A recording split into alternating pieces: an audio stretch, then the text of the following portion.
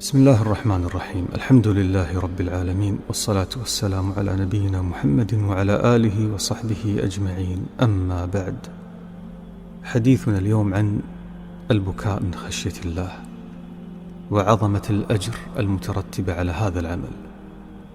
هل بكيت يوما من خشية الله؟ هل ذرفت دموعك يوما كأمطار السماء حبا ومهابة وحياء وشوقا إلى الله؟ هل ذكرت الله يوما خاليا لوحدك فانكسرت خجلا واستحياء لفضله وحلمه عليك وإعراضك عنه؟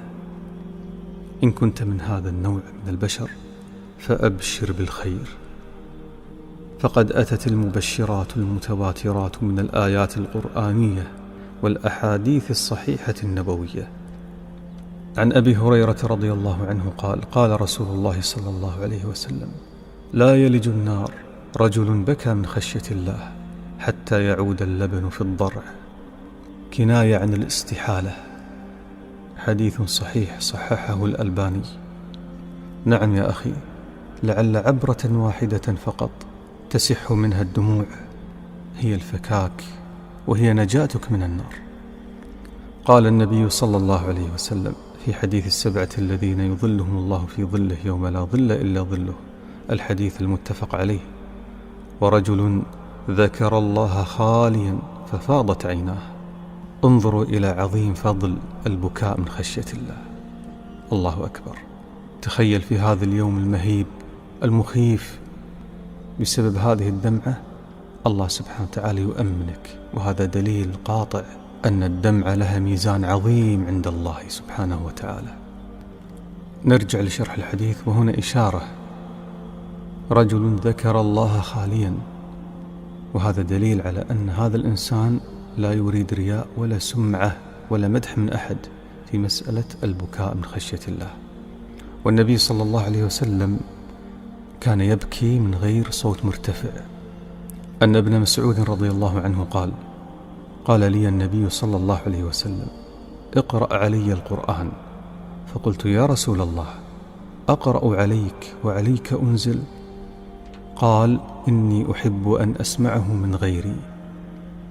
فقرأت عليه سورة النساء حتى جئت إلى هذه الآية: فكيف إذا جئنا من كل أمة بشهيد وجئنا بك على هؤلاء شهيدا؟ قال: حسبك. فالتفت إليه فإذا عيناه تذرفان. متفق عليه. يعني لولا أنه ما رفع رأسه ورأى وجه النبي صلى الله عليه وسلم لما عرف أن النبي صلى الله عليه وسلم كان يبكي أصلا. وكان الصالحون وهم في الصف الواحد في الصلاة بجانب بعض يبكي أحدهم ولا يدري عنه الذي بجانبه، إخفاء للعمل.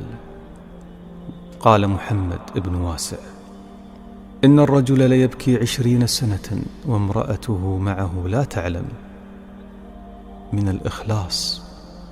وللعلم هذه الدموع لا تأتي إلا من إنسان فعلا يعني بينه وبين الله سر، بينه وبين الله صلة. ونحن نعني بذلك الدموع التي تكون متصلة بالله سببها ذكر الله. أما الدموع المرتبطة بفقدان عزيز أو بأي سبب من أسباب الأمور الدنيوية هذه خارجة عن هذا الفضل. وقال المصطفى المختار عليه أفضل الصلاة والسلام: ليس شيء أحب إلى الله من قطرتين وأثرين: قطرة دموع من خشية الله، وقطرة دم تهراق في سبيل الله. وأما الأثران فأثر في سبيل الله وأثر في فريضة من فرائض الله. حسنه الألباني. وهذه قصة مؤثرة، يعني سبحان الله كلما قرأتها تأثرت. وهي قصة الصحابي الكريم كاتب الوحي أبي بن كعب، أن النبي صلى الله عليه وسلم قال لأبي بن كعب: إن الله أمرني أن أقرئك القرآن. قال: الله سماني لك؟ قال: نعم. قال: وقد ذكرت عند رب العالمين؟ قال: نعم. فذرفت عيناه. رواه البخاري. وفي رواية: فجعل يبكي. وعند مسلم